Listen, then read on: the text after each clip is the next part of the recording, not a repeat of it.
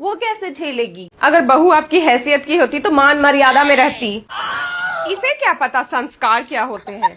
मेरे बर्तन को हाथ मत लगाया कर बहू, हम लोग सात्विक भोजन करने वाले लोग हैं। तुम्हारे वहाँ तो कोई तौर तरीका नहीं होता होगा। जी मम्मी जी, पर मैं तो बर्तन धो के स्टैंड पे लगा रही थी। रहने दो भाभी, आपसे जितनी दूरी रहे उतनी इस खानदान की साख और इज्जत के लिए अच्छा है। भैया की तो मती मारी गई थी, इतने बड़े बड़े खानदान के रिश्ते छोड़ इस फटेहाल खानदान में शादी कर ली। समाज में सिर उठाने लायक नहीं छोड़ा आपको। हाँ, तू ही बन जा इसकी सास, तू ही मार ले सारे ताने।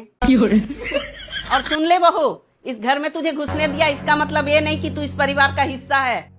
अपनी जगह मत भूलना। ये भगवान क्या जुल्म है। मम्मी, सुबह सुबह क्या शुरू हो गई आप? भाभी भी उसी कॉलेज से पढ़ी है जहाँ से भैया पढ़े हैं। अच्छा। वो कोई अनपढ़ या चोर उचक्की नहीं है, और हर बात पे उसके खानदान को बीच में लाना जरूरी है क्या मम्मी? तू चुप कर। अरे बाप रे, 4 किताबें क्या पढ़ ली, बड़ी समाज सुधारक बन रही है। तुझे क्या पता समाज और रिश्तेदार का दबाव क्या होता है। समाज को कुछ नहीं पड़ी आपकी, सब अपनी लाइफ में बिजी है, आप ही ज्यादा सोचती हैं।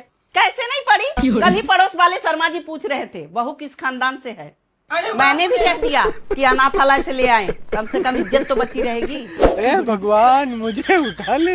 इनके लेवल का रहन सहन देखा है कभी दीदी?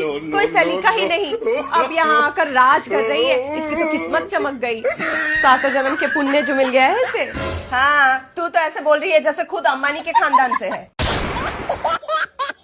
मम्मी जी, मेरे मायके वाले ने कभी किसी का बुरा नहीं किया, सब इज्जतदार लोग हैं।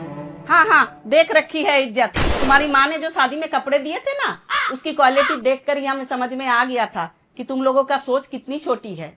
हमारे खानदान में तो लोग थूकते भी नहीं ऐसे कपड़ों पर। क्या दीदी, इसी न्यू ईयर के पार्टी में तो आप भाभी के मायके की साड़ी पहन के मटक रही थी। हद में रह भी मिला।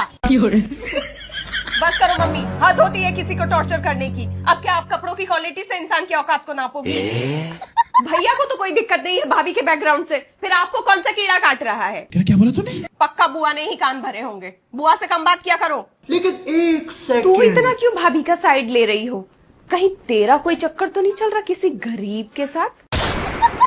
अभी से ग्राउंड तैयार कर रही है ताकि कल को खुद भी कुछ ऐसा ही गुल खिला सके। क्या बकवास कर रही, कुछ भी बोलती है। सच बता गुड्डू, तेरा कोई चक्कर तो नहीं चल रहा? तू क्यों इतना साइड ले रही बहू का?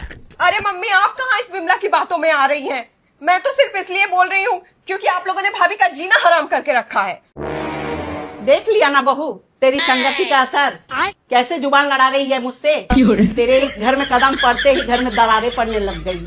तेरे जैसा लड़कियां तो बस घर को तोड़ना ही जानती। मम्मी जी, पर मैं तो इस घर को दिल से अपना मानती हूँ। सास के ताने से परेशान हो गई लाडली, अभी तो पति देव और ननद के ताने झेलना बाकी।